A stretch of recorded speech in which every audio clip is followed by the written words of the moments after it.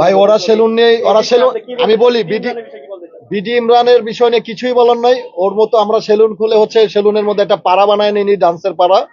এটা ডান্সের পাড়া বানায় নিছে, ব্যবসা প্রতিষ্ঠানে কখনোই দেখিনি এরকম কিছু করতে।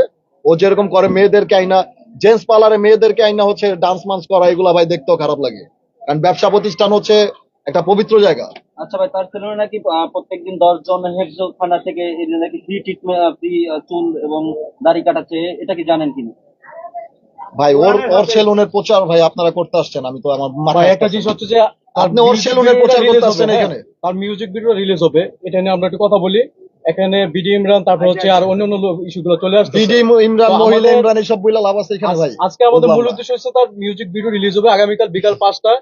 এখানে এটা এস অফিসিয়াল, আনোয়ার অফিসিয়ালে দেখতে পারবেন আপনার, এস আনোয়ার অফিসিয়ালে।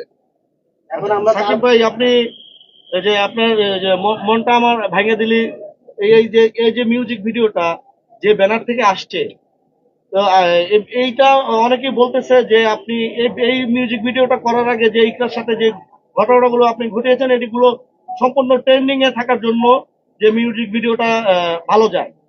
না না না, এটা আসলে ভুল। কারণ হচ্ছে ইকরা, ওর সাথে আমার বিয়ে হয়েছে গত ফেব্রুয়ারি মাসের 7 তারিখে। সো প্রায় বছরখানি হয়ে গেছে। তারপরে আমি জেলখানায় গেছিলাম মিথ্যা একটা মামলায়, যে ওকে নাকি হচ্ছে মানে ওর বয়স হয় না এরকম একটা, ওর আম্মু একটা বয়স কম দিয়ে একটা মামলা দিয়েছিল, নারী শিশু। সেই নারী শিশু নিয়ে হচ্ছে পুরুষ নির্যাতন গান একটা রিলিজ দিছিলাম আমি। তো তারপরে আমি সুস্থ হইতে না হইতে ও যে আমাকে বলবে যে জান আমি চলে আসছি, আমি তোমার ওয়াইফ, আমি তোমার, তুমি তো এখন সুস্থ, আমি চলে আসতে চাই। তো কোনো ছেলেই কিন্তু চাইবে না তার ওয়াইফকে দূরে রাখতে। সেই ক্ষেত্রেই কিন্তু আমার আমার বাসায় ওর জায়গা দিছিলাম।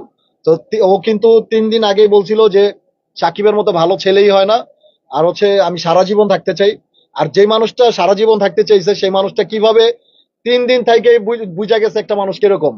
এরপরে আবার আমাকে বলছে যে আমার নাকি ম্যানেজার ছিল, যেটা ওই যে 3 পিসের বিজনেস ওপেন করছিলাম হোম ডেলিভারির মাধ্যমে।